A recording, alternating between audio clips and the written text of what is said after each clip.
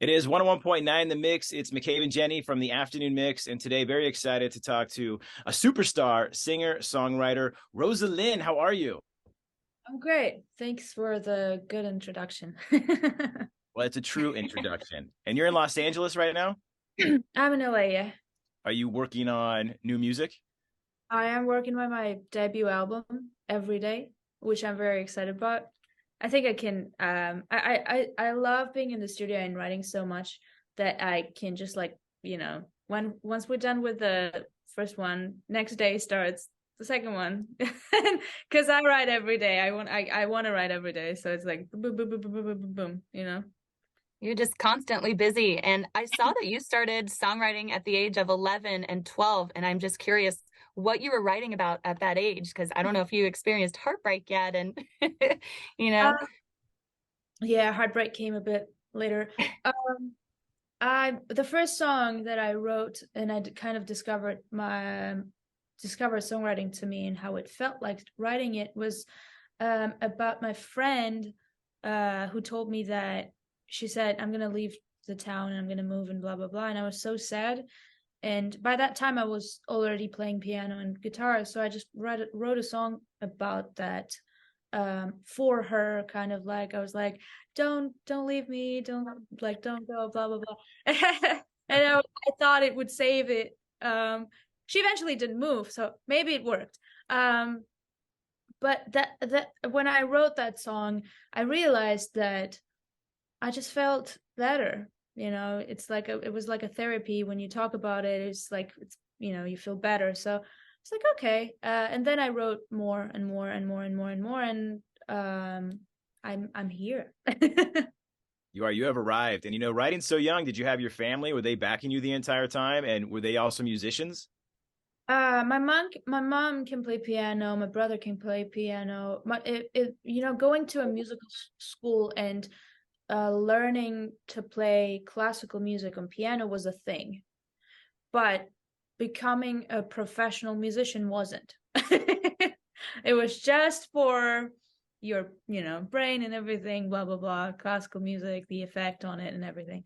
But and culture. But they always supported me. They probably saw something in me, and they love what I do. They like my music, and they are very proud of my accomplishments and my success. And it was I can't imagine how hard it is for them to let me go, because I literally left my life and my family in my you know country, and I completely started a new life without them, because there's no other way at this point.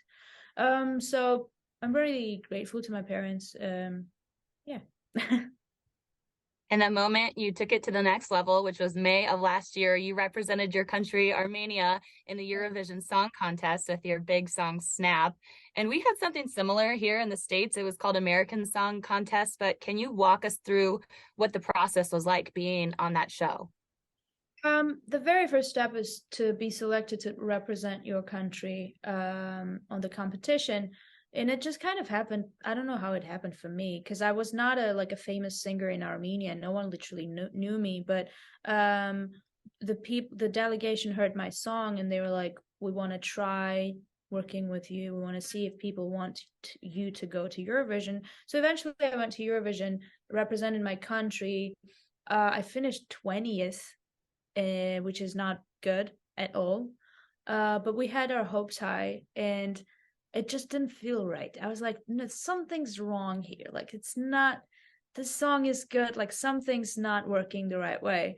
And then after a month, it just went viral everywhere. And I was like, okay, that's right. This is how it should be. This is the effect of the song on people. So and then my life completely changed. I moved here and I signed my deal and everything. I think it works out better that way on a lot of those competition shows. Whoever's first you don't really hear much of, but some of the others, I mean, you're 20th and you are taking over the world right now. So congratulations on all the success in 2020 year. Such a huge year for you. Kind of take us back to Snap. I mean, it's such a kind of this folksy heartbreak of a song. What was going on when you first wrote that song? The initial idea was came to me when I was 18. I was going through heartbreak. I was going through a lot of changes. My life changed completely in one day on June 22nd. And I was going like through a lot, and it just felt like I'm just gonna snap. I'm just gonna lose it. It was like so hard, and that's how the idea came to me. But then we finished the song in 2019 with the other songwriters, and we got what we have. The demo is basically the song. We didn't really do anything to it because it felt special and magical in its own way.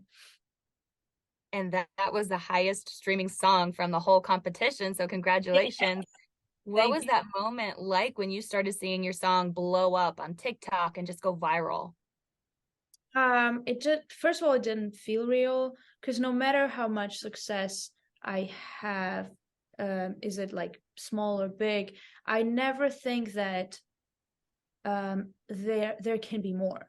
There can be more, because for me it was so hard to get even. I had nothing. I had zero, and I had periods where I was like very low. I was like hopeless and broken. I'm not going to do music anymore, blah blah blah. So my kind of like, it's kind of like a trauma for me to be like, I don't believe that it's possible. I don't believe that it's possible. Even now, I'm a big dreamer, but like I'm also an objective person and a realist too. So I don't know, it just felt surreal. I was like, okay, how far is this gonna go? I still can't believe that Snap is still peaking. I can't believe that it's still doing something. It's still like on the radios. It's still like spinning and spinning and spinning. I was like, well, okay, where is the end? When is the end? What's gonna happen next? Like and I think I like that in me, because that just like drives me to be better and like do something more like interesting, more just do more. I think as your fans watch this, it is such an inspiring story. I mean, you came from a small town and here you are, you take this big show, Eurovision, you take your own song, and now it's just connected all over the world.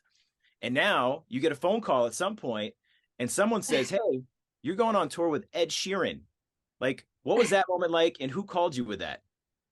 It was very similar to what you said. In November, I woke up very early. I had some work to do, and the first thing I saw was a text from my manager, and she just sent me a document with no text. And I opened the document, and it's like early morning. I'm not awake yet. I'm reading the document, and I see the dates, and I see some kind of like a contract, and I see Ed Sheeran tour. I'm like, wait a minute. So I text her. I'm like, are we applying for this? Like, is this like, are we trying to get it? And she's like, no, we got it. Sign the contract. I was like, what? How? Because it just came out of nowhere. No one, like, we didn't know. And my agent, wonderful, thank you, bless you. He just got it for me. And they told me that, okay, you're opening for Ed Sheeran. I was like, okay, I guess this is how it's supposed to be. All right, Ed Sheeran. Okay. Not freaking out. You've never met Ed Sheeran before? You've never talked to him, or had at that point you been introduced? I haven't met him yet, but I can't wait to meet him and speak to him about life, and just to learn from him, because he's one of the best songwriters ever, in my opinion, on the planet. And I just can't wait to get to know him and learn the tools that he uses, like all the simple, like the small details, because there are things like, for example, my vocal coach, like, tells me like a little thing that completely changes the singing, my singing or something. So I'm sure he has a lot of little tricks to songwriting that I want to learn and use for myself. I imagine the both of you together, with both your songwriting skills, are going to come up with just amazing work for 2023 and 2024. Even if you're not working together yet, I mean, I have a feeling something is going to happen on this tour. Thank you. That's so nice. And also, I mean, I'm sorry. Go ahead. I was gonna say, who besides Ed are some of your other inspirations in music? Like, who do you enjoy listening to? I love Adele. I'm crazy about Sting and Police. I'm crazy about Ozzy Osbourne. It's not surprising. I love heavy music. Um, I love I love a lot of Italian music. I listen to a lot of like different music from different countries because it opens up more doors as for like a creativity because there's bunch of like the spectrum of music and the genres is like endless, and I love to be inspired, so I listen to everything. On the opposite side of like the Ed Sheeran spectrum, I heard a story that you got to meet System of a Down and Surge. When I was 15, I met them. How were they? I mean, those are just awesome guys. I mean, Serge is the man. You know, He is. he's doing such great work for Armenia. First of all, that's why I admire him, and of course, like I was a fan of System of a Down growing up, loving Ozzy Osbourne. You can't not love System of a Down. And I saw them in 2015 when they came to Yerevan, and it was heavily raining, and no one left the city square. It was, I'm telling, it was so bad. It was like raining, That's and one of those moments you can't leave. I mean, that's you got to be there for that kind of show. yeah, and um I can't forget that night ever. The energy that I got from them, it's wonderful. Well, Rosa Linn, you are preparing to head on tour with Ed Sheeran this summer. What else is next for you? What are you working on that you can tell us about? I'm writing every day. I'm working on my debut album. We have lots of songs written already, but I'm chasing for better ones. Um, and I'm also opening for Young the Giant. I'm going on tour with them too. This summer also. So it's this whole summer is gonna be a touring for me. Very excited about that because performing live is why I actually do what I do. But I'm super, super excited about this album, about the new singles that we're gonna put out very soon. I can't wait to introduce my current artist self to the people that love my song Snap. Or I only have 3 singles. Oh my god, I'm so excited to show what else I've got. It's very challenging. I hope it goes well.